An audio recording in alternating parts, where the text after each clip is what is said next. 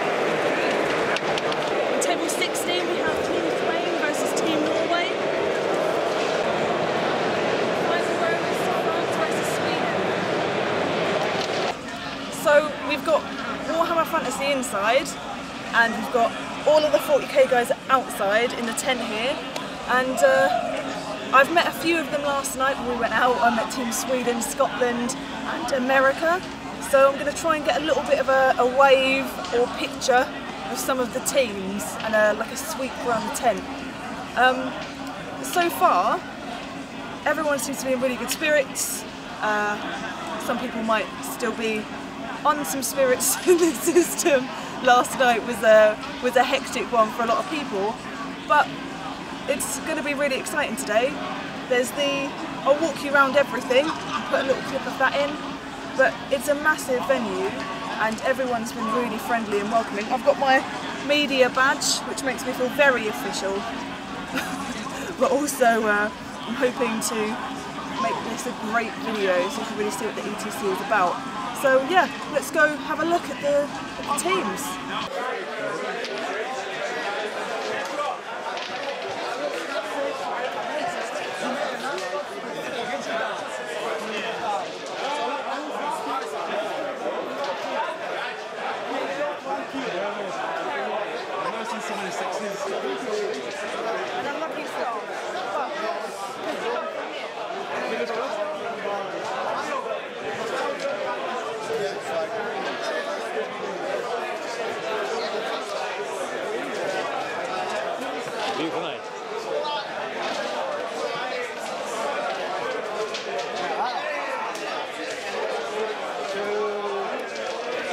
try it.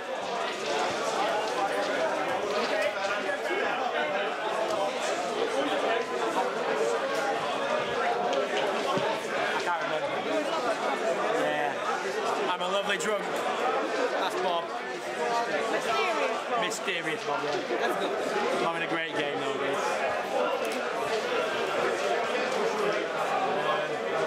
So just one dead. These guys?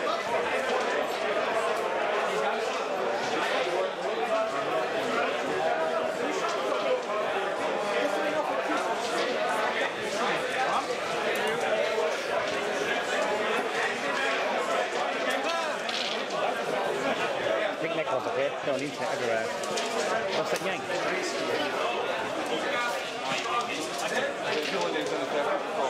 Until my next turn. Okay. Yeah, this is my stuff. My rock 4. Yes.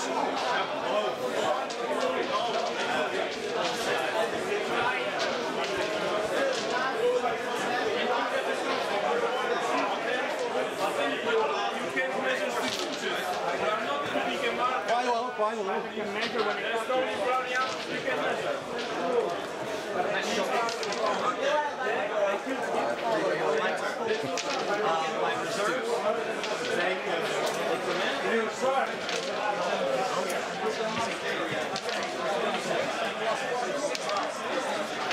One cancer got penetrated.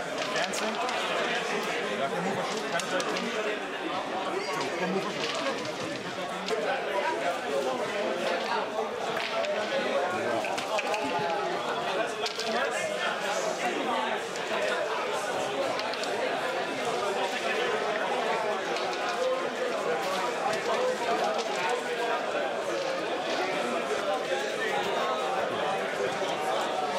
Here inside the old quick box, eh?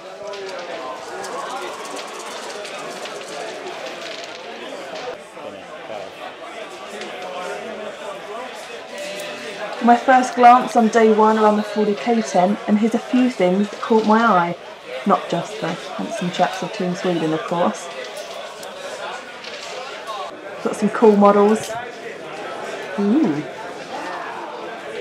I thought they were pretty awesome. Oh, they look really awesome. Nicely painted as well. Yeah, they're lovely. Yeah. Team Island and their fancy shirts. Loved it. And a pile-up on the inside. So not only do the ETC have Warhammer 40,000 and Warhammer Fantasy, upstairs here we've got Flames of War, and not something that I know too much about, but I'll show you some of the tables and what's going on there.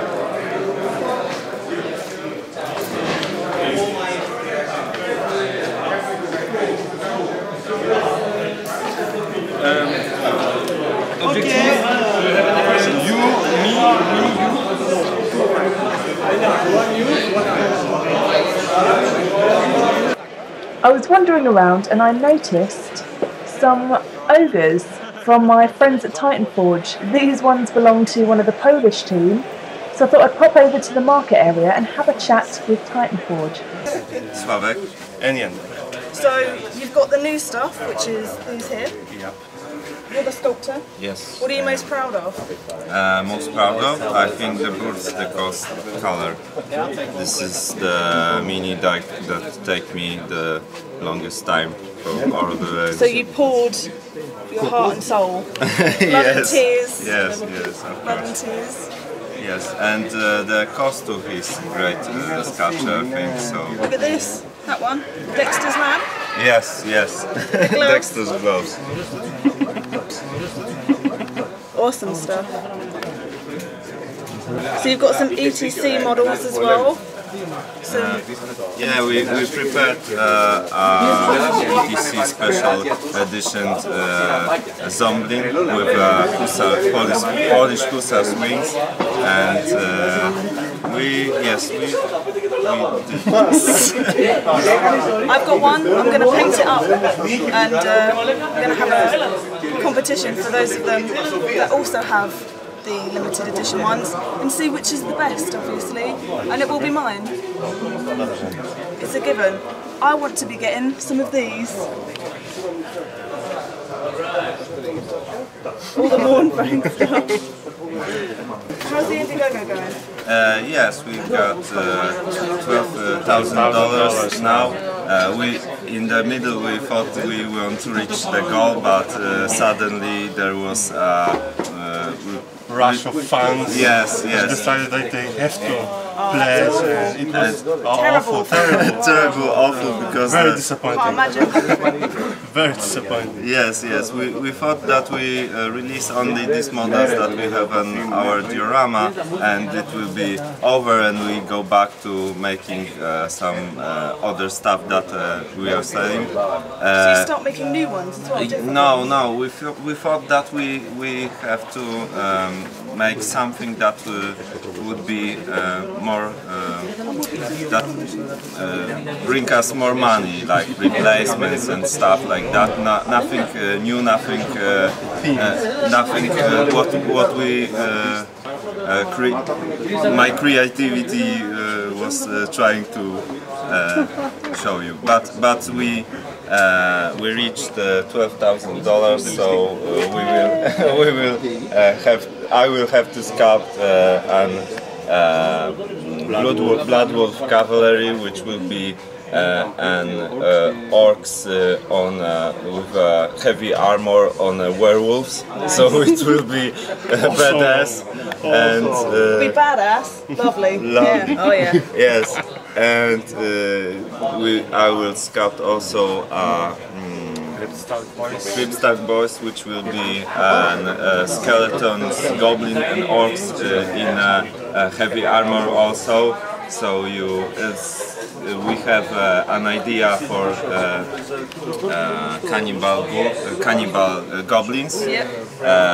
with a filler that will be big kettle, and in this nice. kettle it will be a soup, and we have a lot of ideas, and I think that 2 months, next 2 months will be very busy for So is me. that the time that you've got left?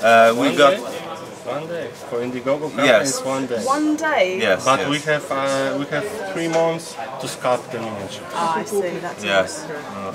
I don't have 1 day to do this all. 1 day, think of something new and go. Will be awesome. Well, Yes. thanks for talking to me, guys. Thank you. Thank I'll you. be wandering around and taking lots of pictures.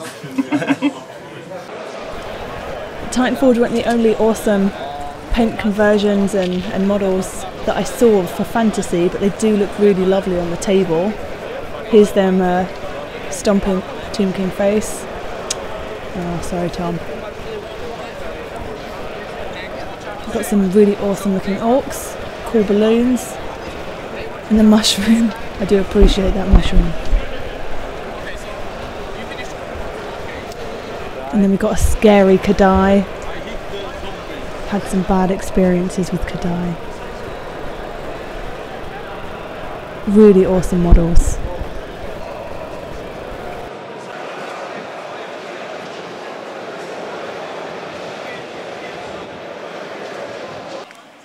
So it's about 4 o'clock on the first day, which is Friday, and we have no internet, unfortunately, and we're trying to find some stuff so me and Gareth and the Bag of Dice can like update on Twitter. So we're doing the best we can with it, but we're already on game 2 of the 40k stuff. I've been wandering around talking to them and yeah, just having a look as to what's going on. Been a really good day. We've only just finished the fantasy game, so I think in about another hour and a half they'll do their second game, which will lead them on to about an 8 o'clock finish, and at that point it's going to get messy.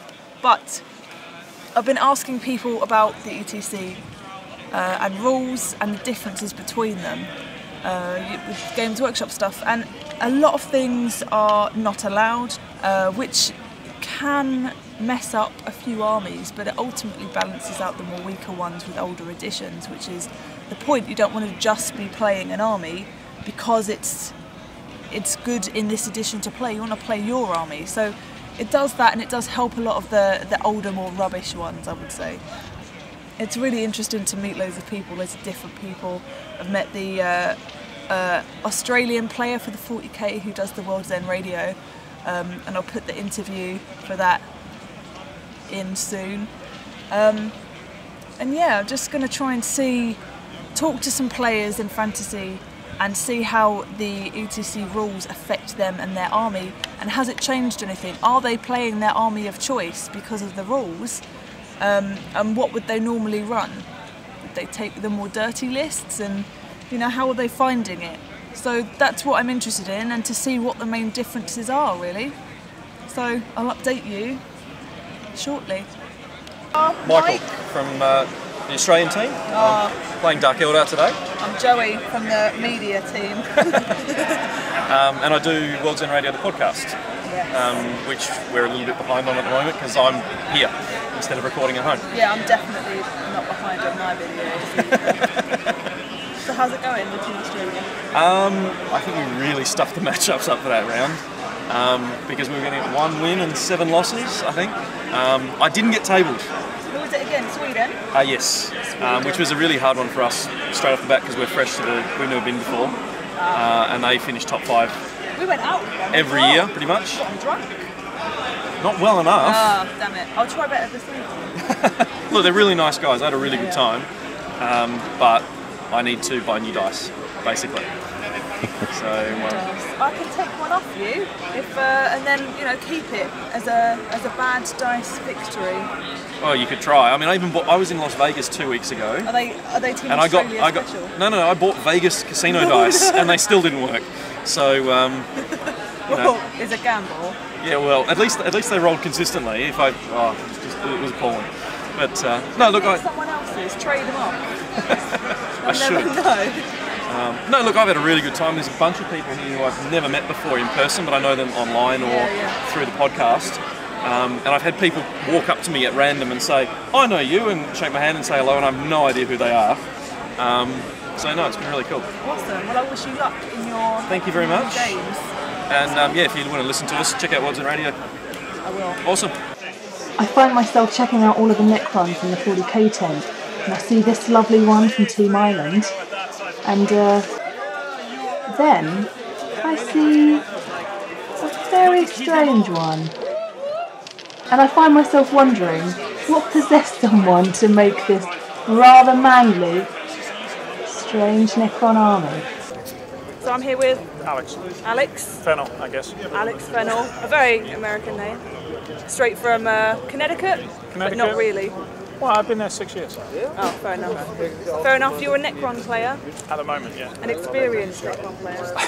Is that what you call old people these days? Yeah, totally what I meant. I've been playing Necron since they came out, so 3rd edition, I guess, something like that. 3rd edition. So at this event, it's not 6th edition rules, it's 5th. So all of the extra bits and pieces that they seem to have acquired over the editions are relevant in this game. Well, they were good. They had a new codex that came out prior to 6th edition. Built for 6th edition.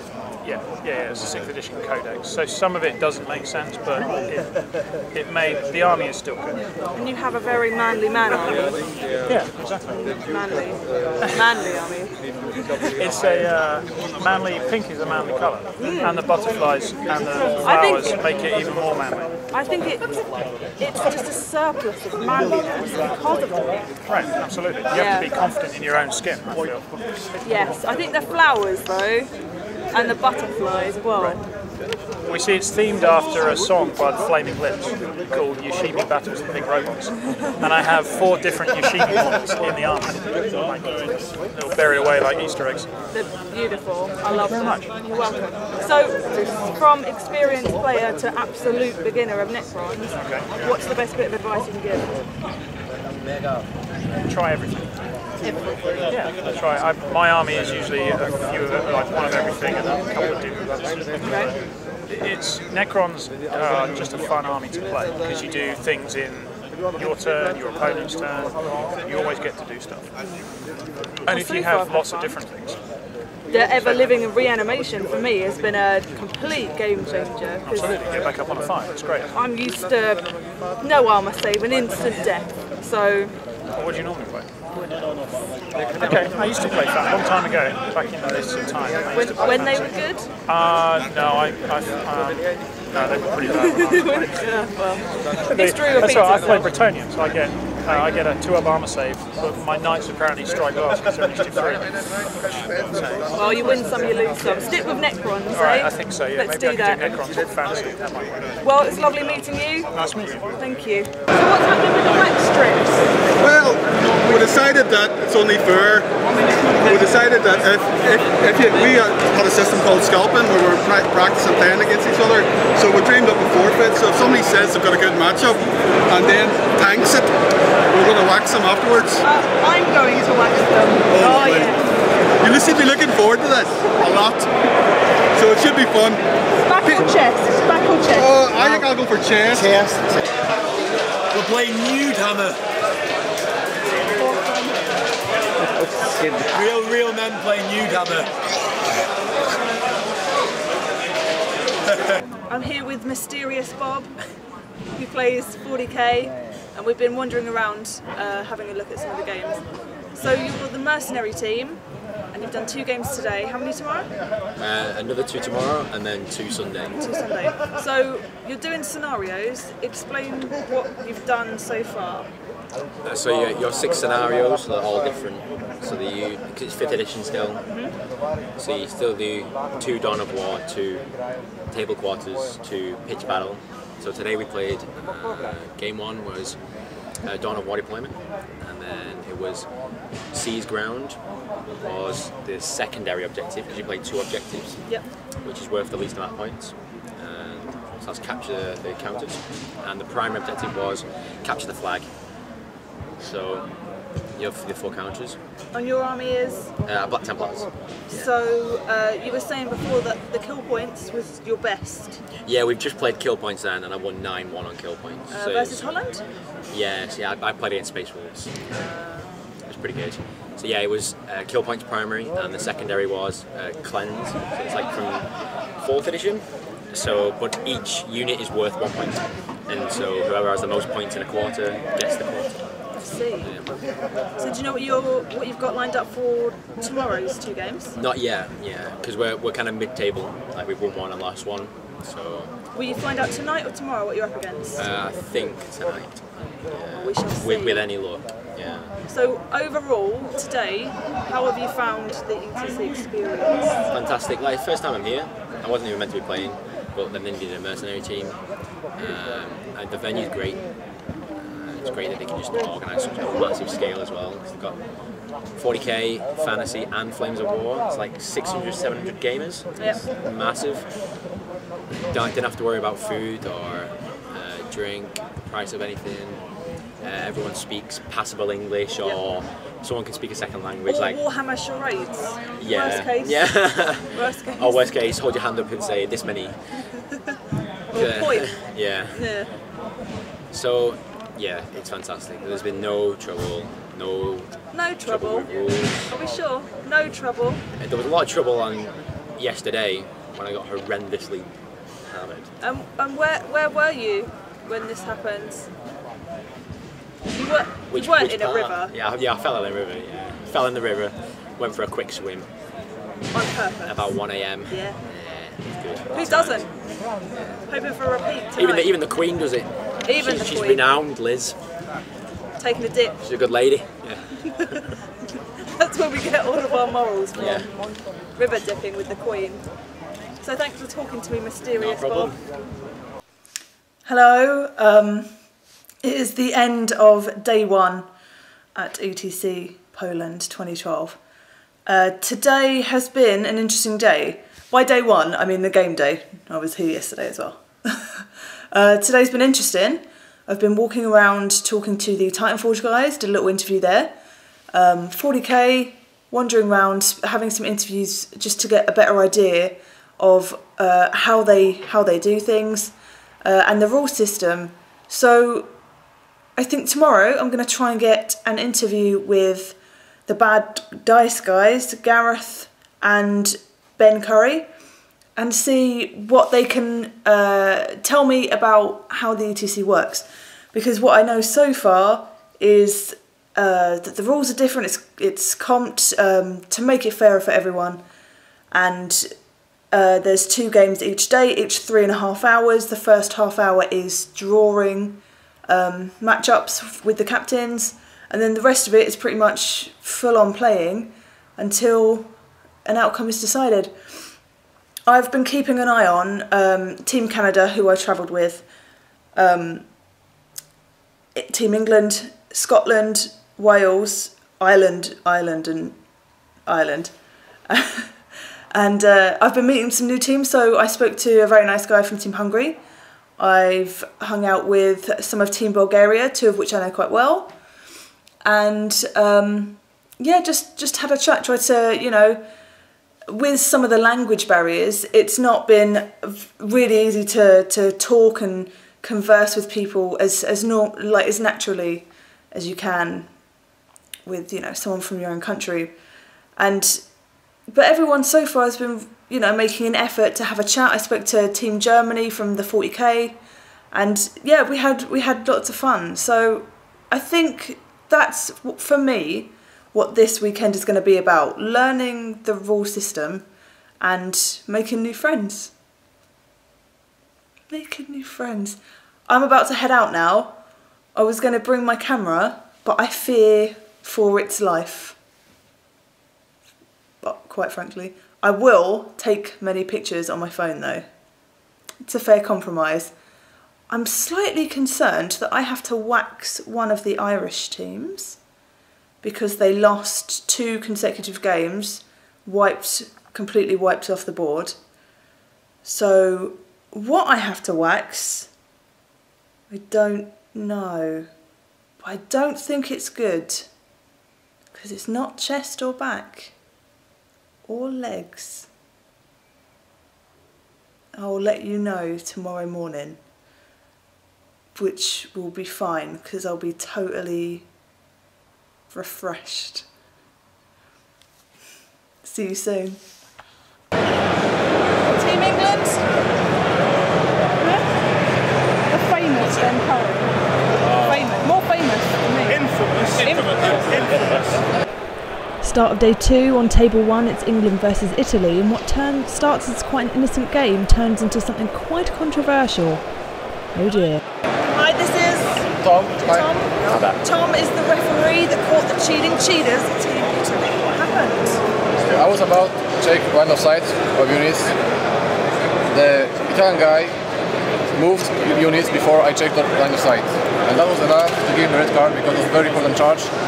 This game was pretty even, and that was about like 3 or 4 big points. That's enough. And that was against England versus Italy, and that was with Dan Heelan, I believe? I'm not sure. At the end there. That is one of the first controversies. What, on table 1, yeah. So thanks for filling me in there. Here's my scary friend Woody from Team Ireland, not having a great game. The previous night, he waxed a special area and it was quite disturbing. Lovely guy though. That's a person that you can never forget. There's some cool armies around here.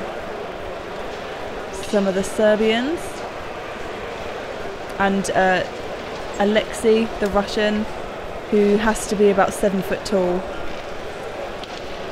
Really sweet man though. What struck me was the terrain in ETC. It wasn't that impressive, whereas the Flames of War had some stunning scenery. Here's a Warhammer on a budget, an entire Tomb King army pretty much made out of one box set. It did a good job though, but I think I wouldn't really know what everything is, but still, nicely done. And here on table 1 is Team England versus Poland. I was a bit concerned as to how this game would go, where I was speaking to people. Poland are some really amazing players and they only play ETC rules. So I hear, but I caught up with Ben Curry, England's Dark Elf player, to see how he felt the games went, and just to catch up with him really, since he runs the Bad Dice podcast. I was interested and very intrigued to meet him. I'm here with Ben Curry and Gareth from Bad Dice, and we've just been on day 2, which is finished, and we finished the last game with Poland. Yep. How'd it go? Not good. Nail biting baby, wasn't it? Yeah, not good. We've done so well. We've done better this year than we've done any year, and then we've played Poland, who were, you know, last year's winners. Yeah, in their homeland. And, yeah, I think over the 8 games, we've had a bit of bad luck. You know, the good players, so we've capitalised on it, made it count. You know. Well, in theory, you could just say that you had to lose because the moral thing to do. Yes, is that right, Ben? Is that what you did? That's exactly right. And what was the score? So I think we got 56, they got 104, so we get bonus 4 points for free. So we get capped. I don't know if you explain the scoring system. I'm not quite sure on it. What is the essence of the scoring system? So it's 20 points a game, so you score between 0 and 20. Yep. 8 games, so it's 160 a round. If you score more than 100, you get reduced down to 100. Basically to stop a runaway leader early on, getting too many points from easy games, which are random early on. Chump bashing. Yeah, and then later on, where it is the going to be playing harder games because it's the Swiss system, it should sort itself out, but to stop you getting that big head starts early on, it's capped at 100. And likewise, when you get below 60, you get lifted up to 60, so it's what's called capped. When you've been capped, it's bad because you've scored less than the cap and you've been in those. So does that go off the last game, or the last 2 games? Like both games too? No, all the way through it stays capped. Right. Okay. So I thought it would be the final game, all or nothing. I think it might be. I know it has been in the past. I'm sure there's some talk this year about it changing. But I know England have been fair foul of that in the past, where the cap's been removed and smashed in the last game, and you know we thought it was a big loss and everyone jumps over us. So no one fully knows yet as to what's going on in the last game. It'll be in the rules pack. I'm not captain this year, so I'm not to pay attention to this sort of thing. I've had my go. Glad you'll go. Ben's too busy doing all his daily shows. So you're beginner stuff, aren't you as well? Totally. Fellow beginners? Totally. Me and you, we're kindred spirits. How are you finding it as like a professional tournament? I think it's like pretty scary just seeing all the top players. Really. Do you know what? It's not the top players that I am finding scary, because I'm with these big boys all the time, and you know, from several of the other countries as well. What I'm finding slightly difficult and daunting is the fact that there are people here that really want to win, and there are people here that English is not their first language as well. And I'm not saying that it's too much of a language barrier, but it does. I can see tempers flaring and people getting annoyed when they don't understand something or they've misinterpreted something.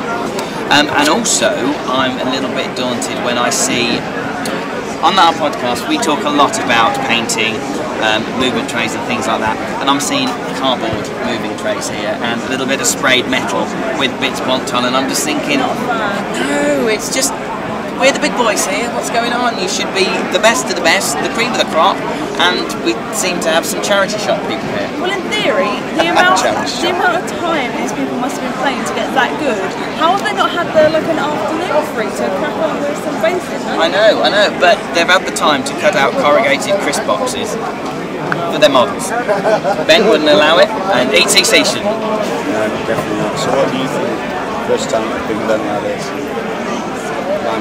It's a little bit mind-blowing because I've only been doing room stuff with people that I know, and I guess a little bit hand-holding, where people have been introducing me, and it's been fine, whereas here I'm out in the open, there's like 800 people or so. I'm wandering around just trying to meet with people and ask opinions and stuff, so it's really quite of a huge experience in the sense that I just don't know everyone, and there's language barriers for me and with them as well. But so far, it's been amazing. Everyone's been really nice, and I hope to be going again next year once I'm a little bit more established. So I've always wanted to come here and not play because it's amazing that there's that many different people. I've never had a chance to walk the field while the games are going. So is there any teams that have stood out for you guys, I suppose Gareth as well, because you've been mincing around, that have really seemed like they, you know, embodying the spirit of the ETC, a good time? Which are the ones at the beginning that not a chance. Denmark. They're some scary guys right there. They're some scary. They've got their tight vests. I'm sure you can. Oh, I love it. I love it. Some of them have got the tops off at the moment. Do they? Yeah, it's amazing. Why aren't we there? Why aren't we filming them instead of Ian? I love that actually, because to me there is a great sense of camaraderie between those guys, and I really appreciate that, and I want to see a little bit more of that. I want to see the New Zealand people doing that. What's that rugby thing? Is it the I want to see a bit more of that. Team England, I can just imagine them clinking their teacups together. Or tutting. Yeah, tutting. We were doing the whole hands in the middle thing last year, and half the team was sort of doing it embarrassingly, begrudgingly. Do you know what? I think I need to make a Gareth Groovy Corner-esque theme tune, which I'll all sing before, like an anthem. The ETC anthem. I'll do that. Me and you do it together, babe.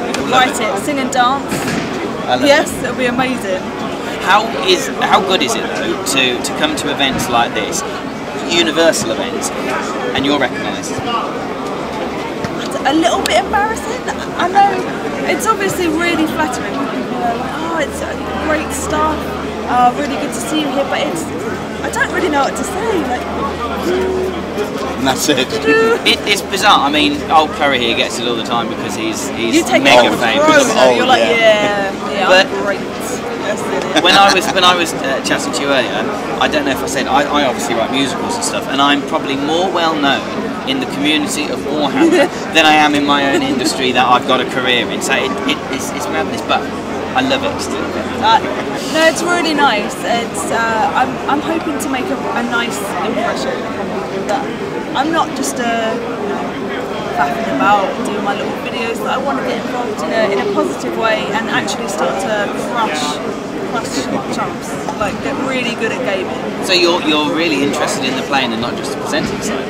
I love the presenting side. I love having fun with it, but I want to be good. It takes a long time for me to pick up the music side. So it's going to take a lot of time in some events just to play to get good. But when I do, oh great. You're going to crush a few dreams, aren't you? Every dream. All the dreams. Now, Curry, we've said that we're going to have a Berry Dicks off table. Who do you think's going to get tabled? Me or You play Woodhouse, right? Against the Demigod. Go G! The volleyball guns. The volleyball guns will do it. My money's on Gareth. I've Got to be bad dice. Bad dice. This is bad. I've only had 2 Empire complete tabled and then 1. So We'll do it. My chances. Go to some more tournaments, darling. Definitely. Well, thanks for chatting to me, guys. I hope you Okay, it's been a pleasure. And we'll be hanging out while music is writing. Absolutely. Back in the 40k tent, having a look at some of the games and comparing the atmosphere. There is a cabbage on the table and it's actually got a face drawn onto it, and it's pretty strange. No one's explained it to me, so if anyone knows, leave comments down below. I had a look at, try to compare the 40k and the fantasy, and I think the biggest difference that stood out to me as a bystander was the standard of terrain, because in fantasy it was really below average, I would say. Some things that were wood had no remnants of a wood, but you know, it seems pretty decent here, and the Flames of War was just stunning. But I try and snag an interview with some of the 2 guys from Team America to see what their thoughts on it all are. Here we go, we've got the American 40k players. What are you playing? Orcs. Orcs? Space Wolves. How have you done in your first game? Good. How good? We both got wins. The best? He did the most best you can do. The most best. The most best. We're gonna look great. The best of the We have to look like real Americans. What else is bad English? I did not do no good. You did not do no good. So Wait, I did good. But isn't that a triple negative? No, I did not do no good. Oh, right. He has a negative personality, which cancels out the third anyway. I see. So, I mean, that works. Right, yeah. And you're wearing pajamas? I am wearing pajamas. They're kind of unique in Europe. Yeah. So, you not wear pajamas in Europe? Not like that, no. I don't think so. Look at that. Not like that. You got a kind of granddad look going on. A granddad look. Yeah. I was going to go with lumberjack. That's nice. I like granddad. I'm okay with that. That's fine. Well, all you need now is a pipe, and then you've completed the British look. I should get a pipe. I wonder if they have a pipe in town. I'm sure you could buy a pipe. You need to hold it like this. I just want to let everyone know that we're going to destroy Germany and Poland if we see them. That's specifically. So like they both need to realize that Team USA, right? Team USA is coming. Oh, I mean, it depends where they want to do it. I mean, on the table. If they want to do it on the table, if they want to do it in the soccer field, if they want to do it like anywhere in the back over there. Yeah, we'll do Not just like walking down the street. No, no. We can all go to the same bar. Actually, maybe not, but we'll see how it goes. But in the miniature game, we're coming. Come out on top. We're coming for them. There's some confidence from the Americans there. Definite confidence. So as the day goes on in the 40k tent, I definitely notice a real sense of community and the fact that I've kind of been welcomed into it just by meeting people out and about, more so in the evenings when people are free. But I really want to know how this compares, being the biggest one in the world, to maybe one of a bigger turnout in America, where it's mostly just American players rather than all around the world. So I catch Greg from Team America to see what he thinks about it. So I'm here with Greg Sparks. And you are captain of Team America? That I am. Captain. Eh? Captain America? Yeah. No, I reserved that right for Ben Molly since he was the original. Oh, right, fair enough. I'm like, I guess I'm Robin, the equivalent of Robin to Batman. That is noble. Noble. So, it's the last day of the UTC and you are playing 40k. Your army is? Walking Eldar. So, how have you fared as an individual playing 40k this weekend? I've done pretty good. My army is designed around being a defensive build for our team. Okay. And I'm actually up on average points per game. I haven't lost anything major at all. My lowest points have been 9. I've gotten some big wins. Good. Yeah, just I walk across the board, get punched in the face while I do it, and then take out some stuff along the way. So.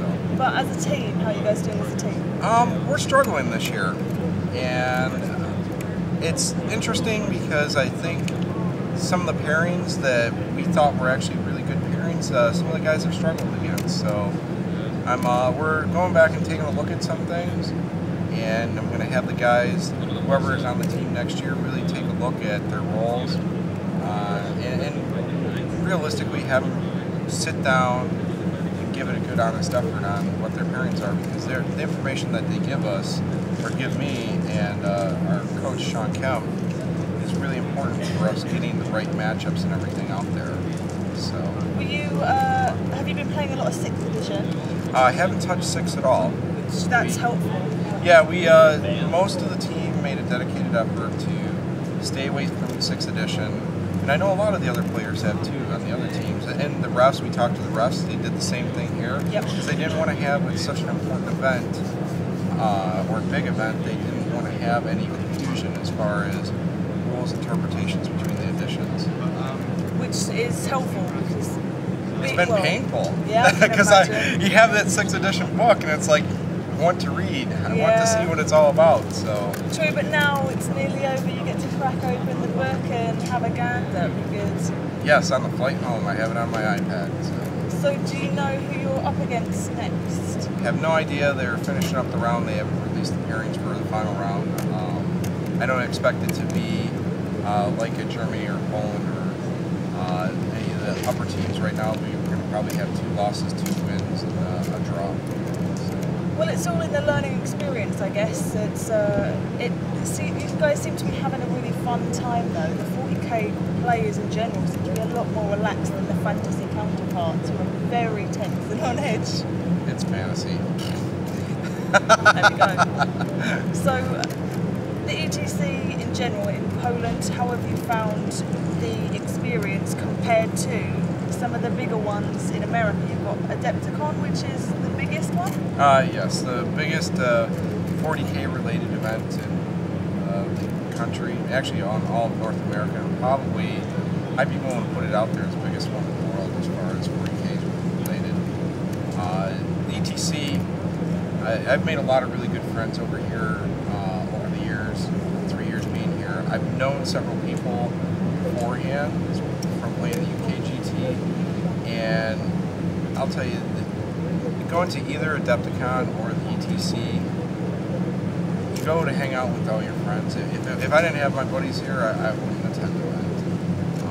There was an amazing social feel. Like, this is my first year, even within the hobby, and it's so overwhelming when you go out in the evening and you know you've got 7 different countries joining along, buying each other drinks. I mean, it's been amazing to make so many friends. Oh yes, it's an amazing experience, and anybody that's interested in trying out for Team America, we have our rules posted on our forum, or actually on our website, and it's a full qualification rules set going to various events across the country. And I encourage anybody that's willing to try. I mean, granted, not everybody gets to make it on the team, but overall winners, it's an experience like none other. Can I give it a go? Yes. Awesome. I play Necron, so you will have to relinquish your citizenship, or get dual like Alex Fennell. Done. There you go. I'll do it. Seems like a good idea. And you have to say down with the Queen. Poor Lizzie. Poor Lizzie. So. Love my cups of tea too much. None of this like Lipton's Nest tea stuff. No. All about the English tea. Oh, it is definitely much better. I'm going to bring some to Adepticon because I'm hoping to definitely be there. That'd be awesome. Yeah. I'd love to have you attend. I'm going to have a flask of tea. Just bring a box of it and make you all the experience. Okay, and then after it's empty, what are you going to put in the flask? We'll crack on with the whiskey. I think that's the way. Right. We'll have the Irish there, so we'll be well fed drinks. So it was lovely talking to you, Brent. Yes, very lovely talking to you too, Joey. Thank you. It's the end of day 2. We've had some interesting developments. I've done lots of interviews and stuff with some fancy people. I'm sure you have seen them. Highlights of today were some GT issues. However, everyone's done fairly well. England lost against Poland. They were on table 1, so we can see where they're going to be ending up tomorrow. The final 2 games tomorrow, and it's really going to be tense, the final battle. I'm looking forward to videoing one solid table. As to who that will be, I'm not sure yet. We'll see who's on table 1 and what their chances are. But everyone's still in high spirits. I'm going to be heading out home tomorrow night at midnight to get a very, very early plane.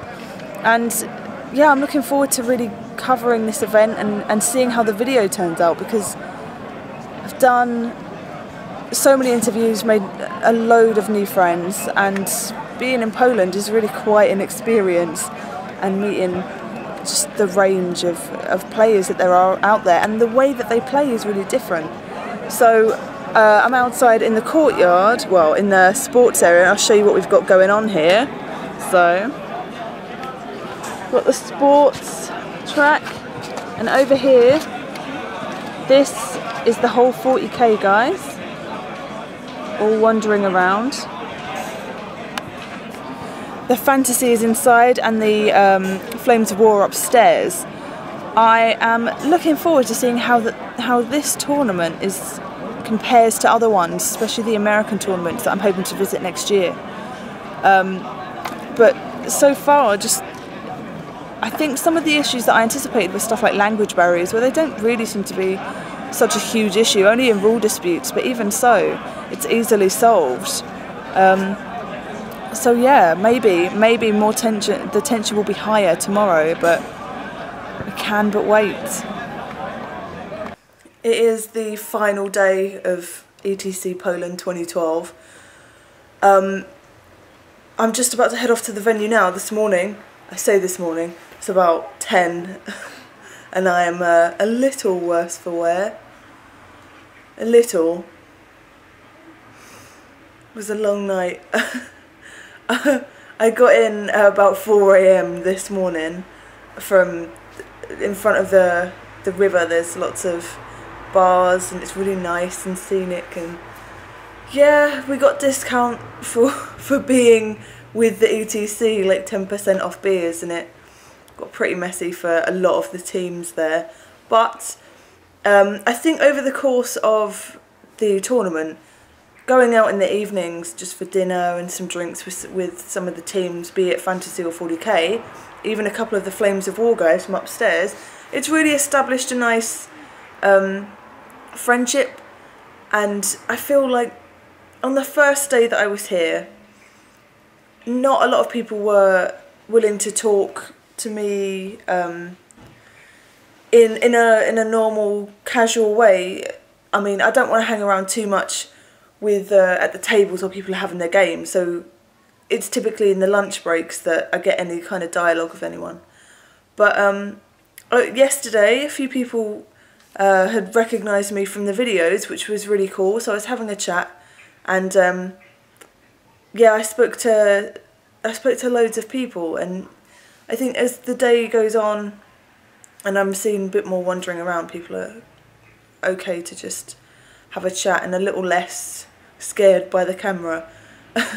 So it's 2 more games left, and the caps stay on of every game. So there's a maximum point limit for each team to win, and that applies to every game. It's not the last game where the caps come off, which is apparently unusual. This is the first year that they've done it, but a lot of people are quite happy, some people not so much. So I'm about to head off now to the venue, so yeah, I'll see you this afternoon. Just before you go into the hall, there's lots of vendors selling around. So there's some Flames of War stuff, some GW stuff, and then Titan Forge, who when I first met them were really, really busy selling out on a lot of things in their first day. Some cases over there. Here's the fantasy hall. The fantasy hall? No, not like that. Everyone's setting up for their games. It's so noisy in there, but it was such a great atmosphere. This is my friend Barry from Team Northern Ireland.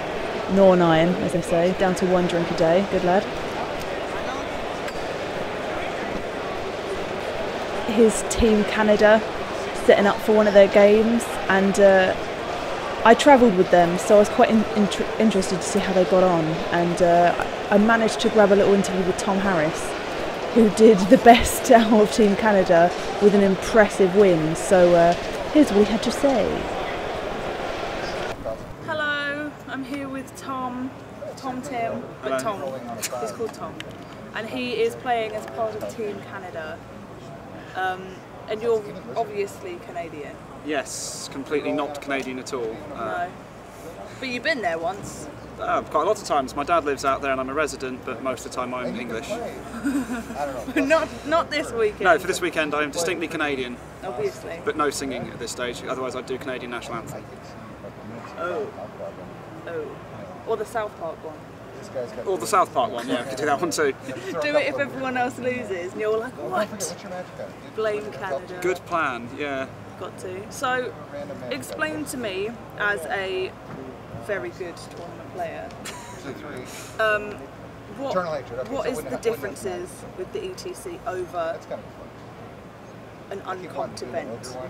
Okay, I'm going to say the biggest difference between the ETC and most of the other tournaments that people go to is it's a team event rather than a singles one. Okay. So instead of playing on your own for just your own glory, we're part of a team of 8 players, and the first thing you have to do is decide which players are playing which players on the other team, and that's done by a system of pairings. You each put up an army, and then you reveal them at the same time, and the other team goes, don't like that one, but you put 2 armies up against it from your side face down, they do the same. Then you reveal them, and you get the wonderful period of picking who's actually going to play who, which normally most teams are quite prepared. So you'll look through all the lists, because that's the other huge difference. Of course, ETC is open list. All the lists are published on the internet a month before the tournament, so everybody can see what everyone else has got.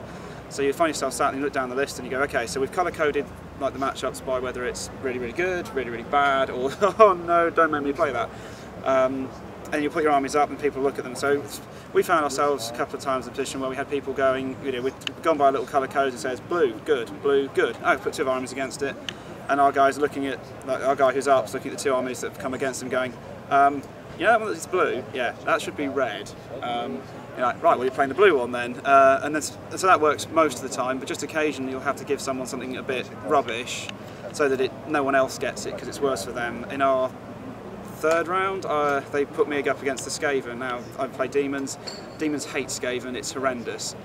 But it was worse for everybody else, and I had the most sort of junk to just keep him back and keep out of the way. So I did just that. It's a system of, with it being a comped event, and it's capped point-wise, so you can only reach a maximum of how many points each game? Okay, yeah, so you've got 8 players on a 20-0 system playing, so in theory the rounds are out of 160 points, but you can't win bigger than 100 and you can't get less than 60. We call it pity points. If you end up at less than 60, you get pity points to make you up to 60, and if you end up at over 100, no one cares because you're playing entirely too seriously. Well, I imagine all the teams at the other end of the hall care, but as we're currently sat resoundingly in last place, and quite possibly about to lose the last round as well, I'd say anyone who's getting 100 points is playing too seriously. That's an excellent point. They're all very serious and it should be about drinking. Yes. To give an example of the difference in preparation, Team Canada, we knew our final team 3 weeks before list deadline, which was a month before the event, so that's 7 weeks before we got here. The Team Poland guys were selected in September, and I think some of them have played something like 400 games with the list they're using this weekend, all to ETC, because over here, like in Poland, every tournament is ETC, like apart from 2. In England, you're lucky if there's 2 in a year. Yeah. I say lucky. The ETC system's good for the teams, but the armies aren't really very well balanced against each other, I don't personally think, so it's pretty rubbish as a singles So you prefer an uncomped singles? Uncoped or something that's just a little bit more balanced. Certain armies in the like this are just ridiculous in singles. Give me an example of which. Ogres have been massively helped. I mean, they're strong anyway, but ETC has restrictions on the number of dice you can cast spells with, and Death and Shadow, you can only cast spells with 4 dice. So your normal tools for making ogres cry, your Pit of Shade and your Purple Sun, you've only got 4 dice, and they just go 6, stop it, right, now what are you going to do? And you go, cry, and they run over the top of you. In the team tournament, you can put the armies that can handle ogres without the magic up against them to stop them up. But if you're playing singles and you're playing someone like, I don't know, High Elves who need magic to stop ogres, you just look at them and go, ah, and then they run over the top of you. Assuming you're not built as an anti-ogre High Elf army, which there are 1 or 2, but most people don't, because it's rubbish against everything else. And that's the other cool thing about the team events. You can have and you can build lists designed for specific things. So some teams will take a dwarf list, which its only job is to get a draw. It's just designed to go, you don't want to come anywhere near me, I'm going to just sit in the corner and we're not going to do anything and I'm going to get 10 points. And that's used to stop people's really aggressive lists running in and killing everything on the other side of the table. I can't imagine that to be the most enjoyable game to play, to be honest. I think only the more serious teams who think that the winning of it is really important would have lists like that. We don't have anyone with that kind of job. Well, I mean, if you're standing back and just sitting and shooting at something just to conserve the points, you've got a game time of 3.5 hours. So the rest of the time you're just standing about. Yep, you pretty much cheerlead for the team. And you're not even supposed to stand too close to other people's tables. There are rules about how many people are allowed to be around tables, how often. There's no espionage, so now I finish my game, I can't wander over to my mates in, say, Team England and see what they're up to, because that would be espionage, despite the fact it's the last round, and I'd be shooed on by a judge, potentially with a warning. It's not very likely, but be careful of these things. Yeah, I found that being quite difficult to get some proper footage of some games when it's got to be a bit weird sometimes when you're being filmed, and a little bit of pressure is on as it is, never mind being watched. So I've kind of tried to keep my distance as to how much fantasy footage. 40k guys, don't give a crap, they're fine. The 40k guys seem to have a completely different, like I don't know why, but the fancy one is very, very, very serious, very, very important. There's something hugely important up for grabs here. I can't see what it is myself. I've not seen a trophy like this big or a massive cash prize or anything. I imagine it's just the pride of winning. I mean, it's not even... When it first started, apparently, the team that won it got to host it the next year, which seemed quite cool. It's like, yeah, you win it, you take it home. But they don't do that anymore. So it's not even like you're, going, well, we really want to host it. We've got a great venue and something really cool we want to do, so we'll win it and take it home. It's just like, well, you're winning it because you're better than everybody else, I guess. Maybe. So, which is really important. Really important. So, as a whole, with the amount of tournaments that you do and the variations of the English ones, how do you find this huge event? It's good. I love the huge events. The bigger the event, the better. Generally, I like loads of people being around, lots going on. It's always fun to see sort of, well, in this case, loads of different people and how they play Warhammer, because the different countries, like some of the things are really, really different.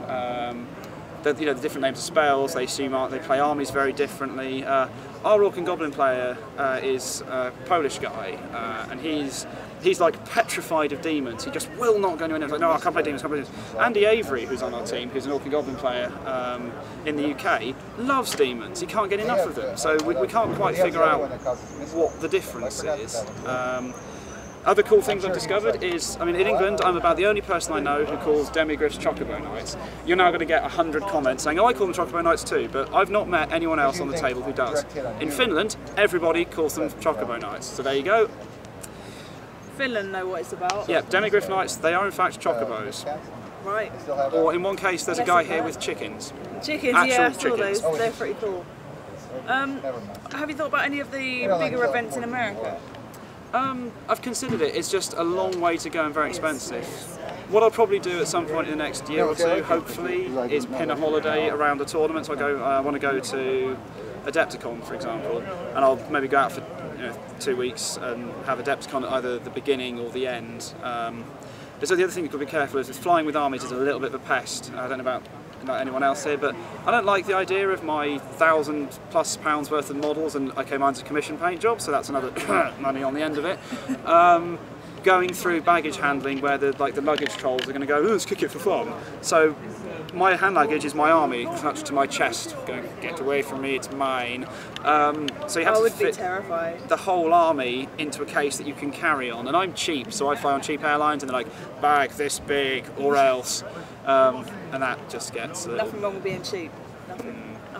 Luckily, our amazing sponsors, KR, gave us cases which are exactly the right size for flight baggage for even the cheap airlines. To be honest, I've got a KR backpack as well, so I've been taking my camera equipment in it, and it's been perfect size. It's been really helpful. So there's me promoting them as well with my just rubbish. No logo. There's a logo. Hey, I got a logo. Mine though. Yeah, but not theirs. I've also got this Joey Berry Media, and I'm going to treasure this forever. It's going to be in a picture frame and everything. I bloody love it. It's so official. Because you've been called media. Yeah. I could mention the other sponsor of Team Canada, Sarissa Precision, who very nicely offered to send us some templates. They never arrived. I'm sure they'll arrive with Matt on Monday. So we were supposed to have really cool templates, and they just never showed. Oops. Oh dear. Oh dear.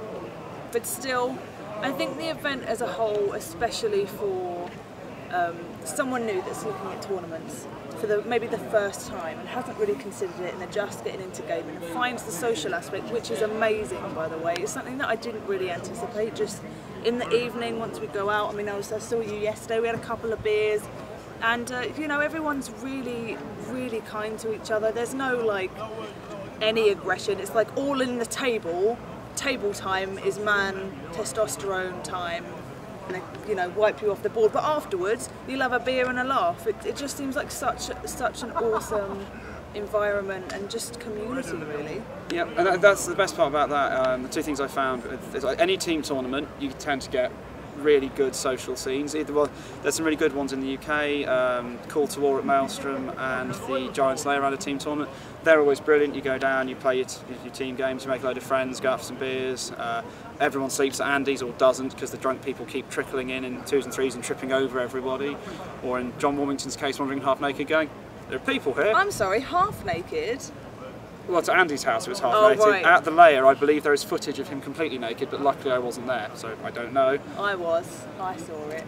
Nice. And yeah, we weren't there when he'd been there the night before, so he walked and goes, oh, there's people here, who the fuck are you? And we're like, sleeping. Sling it. And he walked off. So there we go. Apparently John Warmington drunk is quite cooperative. Well, I should be playing with one of your teammates, Matt Ansell, and doing a double Lizardman for the team event, and he's going to be my guide. But how many games has he actually won? So Matt's going to teach you how to play Lizardman. Is that what he's offering? Yeah, that's it. Yeah. Okay. At the end of game 5, Matt, with our amazing Lizardman evasion list, had results of 0, 0, 0, 3, and 4.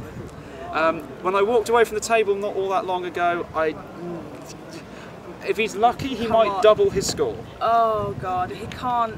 He's got to win 1. We really want him to win 1, but then we really want to win 1 round and ideally not come last. Which at the moment we've had no pity points. No pity points. All of our points are our own, but there's not very many of them. No. Which is a shame because this is probably individually my best results ever. Started with Empire, big old 20-0. Then they gave me a lovely Orcs and Goblins list, which was a 10-10 draw. It's just Orcs and Goblins. We both got a lot of chaff. We killed all each other's chaff and went, no, it adds up to the same. Good game, thanks. Which was fine. Then they gave me Demons. They said no one wants to play the Demons. I don't want to play the Demons either. I went, nope, you're having the Demons, have fun. So I won that 16-4. Deal with that. Yep, apparently I could, so there we go. Greatest Demons of Zinch, don't like Bolted Change. There's a game-winning track for you. Pick up 5 dice, roll a double 6, kill the Greater Demon. Way to do it. Next game I got Skaven. I hate Skaven, particularly Skaven players who, by the way, 3 dice to cast 13th, not cool. Seriously not cool. That was only a 9, and then today they gave me Empire and Demons love Empire, so that was a 15 and a 20. Shout out to Paul Francois, I just played from the Swiss team. I don't think I've ever seen anyone's dice fall apart quite so badly on them. So, sorry, I was the one pushing an army and watching you run off the table. Well, Andy Avery seems to be having some excellent luck as well. We played each other last week. He's kind of like my Giant's Lair Warhammer mentor. And honestly, I was playing a 3 Terror versus with obviously terrible Wood Elves. And it didn't go very well. I had an Eternal Guard unit. I used Wiston's Wild Form, 2 dice, double 6, Dimensional Cascade. We've seen quite a few of those this weekend. I think Andy's dropped his Vampire through the Cascade twice on a 2 dice double 6. I've dropped one of my Wizards down a hole on double 6, and I think Matt might have done it 4 times now, which might be part of what's going wrong for him. Matt's having some terrible luck, but I've not lost faith in my soon-to-be Lizard Man partner, so hopefully he'll be alright. It's just one aberration, he's amazing really. Yeah, he's amazing. But he said to me that he's learning a little bit about why some of the double light stuff is so nasty and that he should have taken it. And that metal's not worked out very well, but I think because he has such a good list, he's had some really, like the nastiest matchups because, you know, should be able to take it, but just suffered unbelievable losses. We watched him, remember this is Lidman leadership, so on 3 dice, fail 6 consecutive leadership tests on a 9 to run half his army off the board. Yep, 9 on 3 dice, 665, 665, 665, 665. Just all went wrong. Oh, poor guy. He looked really deflated earlier on today, but maybe you guys can pull it out the bag for the final round and beat Team Wales. We'd love that. If we can get 100, we might just get above Team Wales. But I'm not totally convinced that that's going to happen. Our Skaven player, who's normally consistent and reliable, was looking to go probably a little bit south, which isn't great. Our Dark Elf player's been consistent, unfortunately at about the 7 or 8 points mark. And my younger brother, playing our High Elf list, has been wonderfully inconsistent, swinging from 0 to, well, actually 9 is the best so far, but he's got Wood Elves. Wood Elves are rubbish, so that could be a big one. Tim Tom. He's such a lovely guy. He was going, might just risk put the dragon in the war dancers, just see what happens. I was like, don't just see what happens, know exactly what you need to do. I was nervous for him. Wood Elves are rubbish. Oh, they shot his dragon off. When I walked away from the table, his dragon was dead and the Lord was stood in the middle of a large amount of Wood Elves. That's alright, he's got a 3-up rerolled armour save and a 4-up ward. And a magic sword. It'll be fine. Is it ward or is it forest spirit? Oh no, it's proper ward. It's a high elf. They don't get forest spirits. Oh good, yeah, obviously. No fake ward saves. Proper ones. Fake ward. Oh, don't get me started on it. Don't get me started. I've had just some terrible games over the past couple of weeks. Amulets of Light, or demons, in fact, tend to make them sad. So for beginners, after seeing and playing lots of different games, what would you suggest is a good beginner army that kind of covers all bases? It depends how much of the game you actually want to learn to play. Demons are fantastic. Demons are like stabilisers. You just push them forward, roll 5-up ward saves and kill everything you ever meet. but they don't play with half the rules. When you pick up a demon rulebook, you get the core book and you go, I don't need to know, rip half of that, because none of it applies to me. It's nice to know because it all applies to your opponents and it can make their army go wrong, like fear, running away, panic, all that. Demons don't do any of that. So demons are really simple. I hear ogres are quite simple to win with. You just put a lot of Mournfang on the table and go, nah. The trick, there's 2 tricks to playing ogres. Don't put the saber tusks within 6 of the Mournfang. Keep the Mournfang within 12 of the general and the BSB. Nah. Oh, and take Iron Blasters because they're good. That's helpful because I'm going to be practicing with some ogres just to get a little bit, well, more of a variation than Wood Elves and not playing properly. Warriors can be good. I've had a lot of fun with warriors, you know, having a toughness 4, good armour army. They can take a lot of punishment. They're very forgiving. High Elves, prettiest army in the game. I adore them, but they are completely unforgiving. One mistake and your whole army just goes. Wood Elves are the same. Dark Elves aren't as amazing as they used to be, but they're still pretty easy. You've got a few sort of crutches, people call them, I guess, things that can pull you out when something goes a little bit wrong. Something that you can rely on to really go in and turn the game around. A Hydra, your pendant character, that sort of thing. I can't believe how cheap they are. I haven't got over it ever since I found out. Ever since. 175 points, and then my tree man's at 285. Outrageous. Outrageous. It is. Oh, they're absolutely ridiculous. Can't believe it. The amount of damage it does as well. Yep. Morgan Tree Man. Poor Tree Man. But there's 4 Wood Elf players at the ETC that I have found. 1 in Serbia, 1 New Zealand, and I can't remember the other 2, but I think 3 of them are originally from New Zealand as well. One of them's in the Swiss team because we're playing in. Oh yes, of course. One of them's a Swiss, and Australia, Switzerland, New Zealand, and Serbia. There might be 1 or 2 others as well. Someone did a breakdown of the list, so I'm pretty sure there were a few more than that on the Wood Elves this time. Oh really? Yeah, which was surprising because last year there was the grand total of 1 Wood Elf player at the ETC. Although they did get the best average performance of any army because he did reasonably well. So him was the best average performance of any army. It surprises me to see them here, just because I guess, as you said, unforgiving. Unforgiving, but the other problem with them is they've got a lot of horrendous matchups. Demons, for example.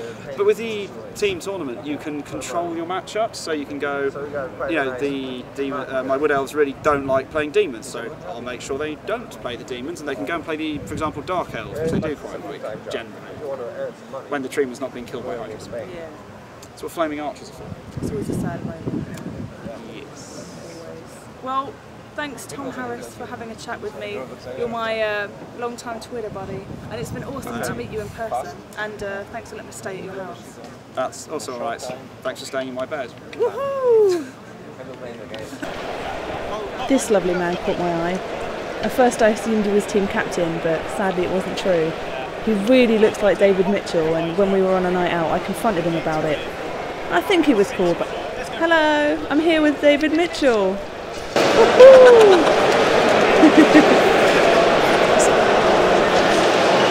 This is Joey with Annie. 2 girls, 1 dice, Annie. Any tense moments you found? You've been watching? There's been some cool. I've been going around skulking where the refs are, seeing what's going on.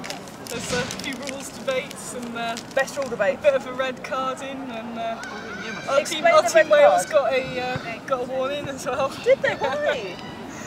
Craig pointed at the bell. I can't remember what he was casting. He cast something on. He said on the bell, Skaven, and they got the spell off, took the bell and left the unit, and he started the whole lot. Even though you specifically said the bell, he didn't know that you could specifically target the bell. He meant the whole unit, and then the ref had to come over and then gave him a warning for unclarity or something. That was really good. Well, this first warning. Oh yeah. So no fairest team for Wales. But the Italy debacle. The Italy debacle was quite fun. That was quite a long one. Bit of moving further than we should be moving, I think. I'm wanting to see some fights. That's kind of why I'm here. So I'm going to sit drinking my Coke out from my sock. We want to see at least 1 table flip or fists on table. If there's like a fat guy and a skinny guy, I'll go for the skinny guy, like an underdog. Yeah, yeah. I'll go for the fat guy. You like the fat guy? I like the fat guy. So I'm enjoying the ETC so far. So thanks for chatting to me, Annie. Thank you, Terry. So these are the final games on the last day of the ETC, and everyone's kind of winding down this stage. A shout out to Team Singapore, who this is their first time in the ETC. They run a ridiculous list of for Stegodon and Lifesland, but they've got a massive cheer. And here's our countdown. ETC Poland is over. It was very sad, but it's the award ceremony.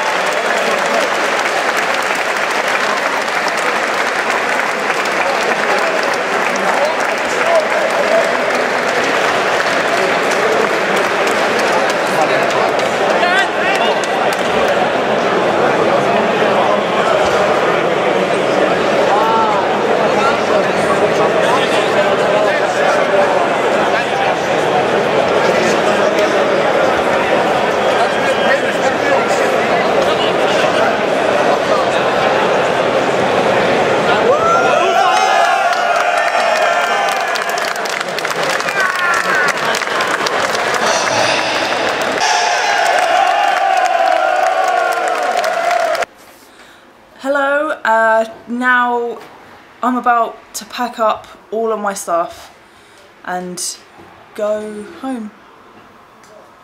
Back to England. Today we had, well, such a crazy day. I did some interviews with some awesome people.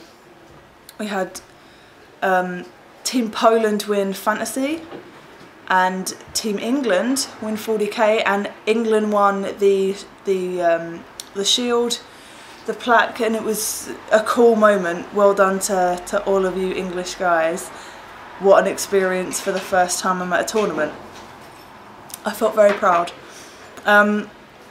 So the ETC as a whole was just a really cool experience. It was amazing in a lot of ways. The people, the social aspect, the intensity of the game, the seriousness of it with Fantasy, the more relaxed attitude in 40k, but still, you know, serious business. Everyone has pretty much looked after me and been really kind. Made some new friends from all around the world, collected some dice from lots of different countries, got a Team Northern Ireland ETC Poland 2012 wrist sweatband. Got many drinks from Team Ireland, Team Northern Ireland, and thanks for that, guys. You were really nice to me. And sorry for anyone that I waxed. I may or may not explain that. It got a bit weird at times, but it was brilliant. Memorable moments. Italy's cheating. Every night that we all went out to the bar and, you know, met a new team or spoke to some new people, and hanging out with Annie in the day when the games were going on, and we kind of had not a lot to do. Can't really interview anyone when they're like fully playing. They don't like it very much. That was awesome. I've had more kielbasa than I can count. I've never eaten so much salad, had so much dill, and I think I'm about to go have my last one, because you got to, really. If you're here for the last time, you have to. Met the Bad Dice guys, they were brilliant. Met World's End Radio, host. That was also really cool. There's so much. I've done so much in this past couple of days, and the organisers as well did a lot of work, some of which weren't too popular among the masses for being the grouchy grouch. But overall, everyone worked really hard. I've heard nothing but really good reviews, and yeah, I'll be back and covering more tournaments.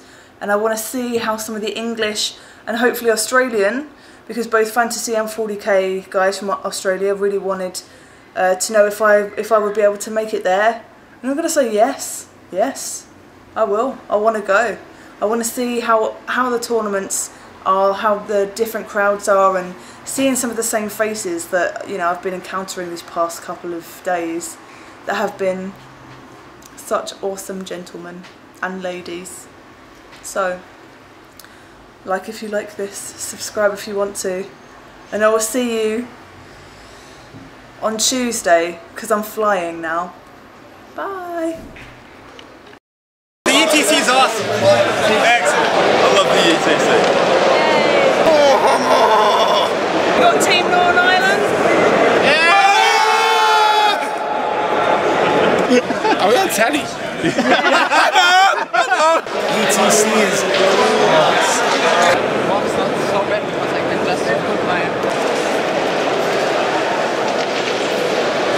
Hi, Jerry.